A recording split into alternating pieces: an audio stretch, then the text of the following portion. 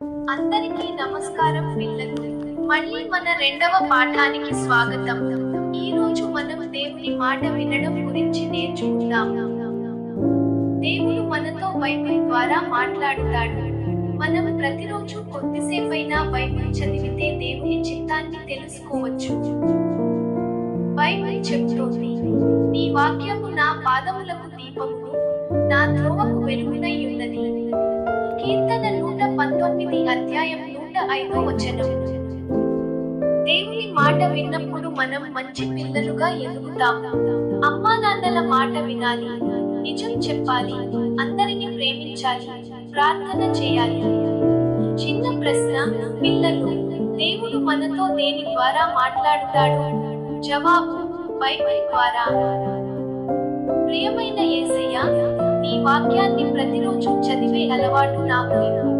నీ మాట విని మంచి బిడ్డగా జీవించేందుకు నాకు సహాయం చేయి. యేసు నామములో ప్రార్థిస్తున్నాను. ఆమేన్. ధన్యవాదాలు పిల్లలు. తదుపరి పాఠంలో మళ్ళీ కలుద్దాం. దేవుడు